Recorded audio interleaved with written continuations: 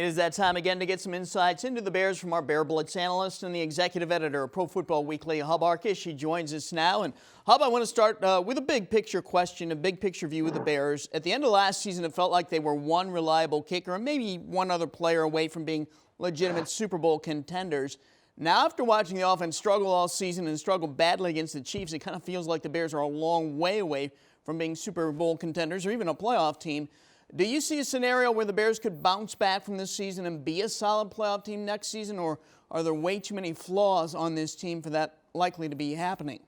Well, I think the operative phrase in there is probably Super Bowl, Scott. I never really saw them as legitimate Super Bowl threat this year. I did think they'd be a playoff team again and maybe could win a playoff game, make a run to a conference title game.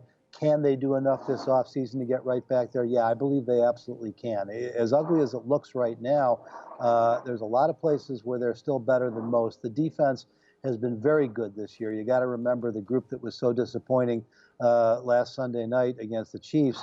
You're without Akeem Hicks, Roquan Smith, Danny Trevathan. You lose Eddie Goldman in the first series of the game. That's more than a third of your starting defense. So the fact that they've played as well as they have, I think, is impressive. They're still number 4 in the NFL in points allowed. If Akeem Hicks is back, Khalil Mack is immediately better.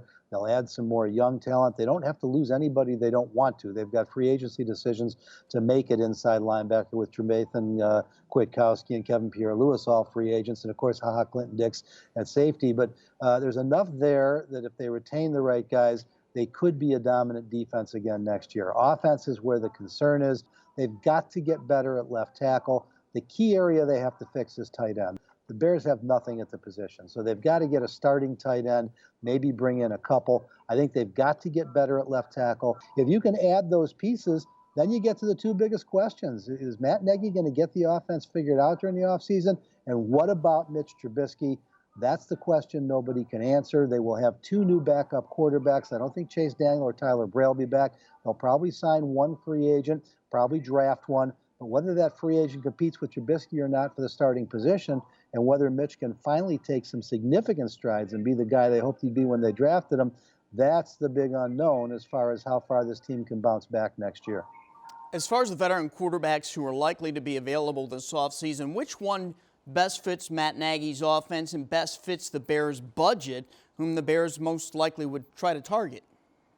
Well, the Titans almost certainly only keep one of 2 amongst Ryan Tannehill and Marcus Mariota.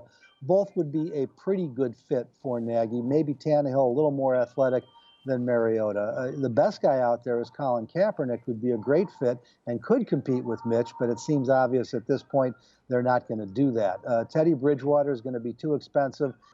That's really the problem, is if you want to get one of these young, failed veterans to come in and compete with Mitch Trubisky, that is probably either Mariota or Tannehill, but they have both busted out after being first-round picks in other cities, and that's why I'm not so sure that the Bears are going to be able to bring in great competition for them. You mentioned the linebacker situation earlier. We've got a chance to see now Nick Kwiatkowski quite a bit, and now Kevin Pierre-Louis. Have either one of those guys shown you enough to make you think potentially one of them could be a starting linebacker? I think they both can be starting linebackers. I think the question is, can either one of them be better than Danny Trevathan? Danny Trevathan is 30 years old. He's not going to cost a fortune to re-sign. I think the ideal scenario would be to re-sign Trevathan and one of those 2. The guy who may have made himself the most money is Nick Kwiatkowski. He's played really well, not just against the run, which we knew he could do, but he's been better in coverage than some people have expected, and he's been a pretty good blitzer. So I right now, and I hate to say this, but my best guess is that Nick Kwiatkowski is going to get an offer from the Green Bay Packers. It's going to be more than the Bears are able or willing to spend, and that would be my, as I say, best guess as to where he might land. So the Bears could be best served by trying to re-sign Trevathan and Pierre-Louis. Oh, my goodness. That would be quite the scenario. Okay, well, I want to ask you about Tarik Cohen. He was such an effective weapon the last 2 years. Not so much this year. He's probably been a victim of poor blocking and maybe questionable play calling. But what do you see for Cohen next season? How big of a role do you expect him to have in the offense?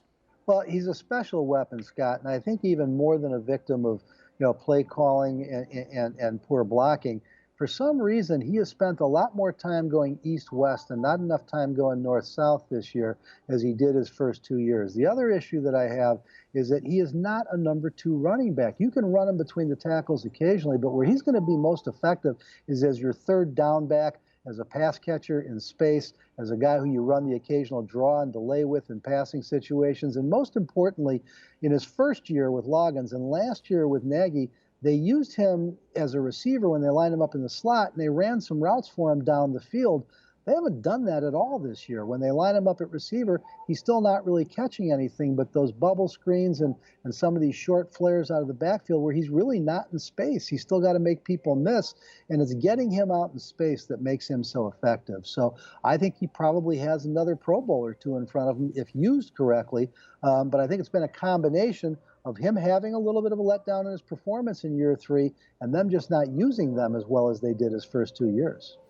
Hub, we're going to let you go. This is our final show. Just want to thank you for all the time you've spent with us this season. Always value your input on the Bears. You have so much insight, so thank you so much, and we appreciate it. And we'll see you at House Hall from time to time, I'm sure. Well, Scott, I've really enjoyed it. I thank you for having me, and I hope all your viewers had an outstanding Christmas and that everybody has a happy and healthy and prosperous New Year. All right, folks, that is Hub Arkush, and while this is Hub's final appearance here, you can still get his thoughts on the Bears and the NFL throughout the playoffs and the offseason at Pro Football Weekly and ProFootballWeekly.com. You can also catch Hub from time to time on Sports Radio 670, The Score in Chicago.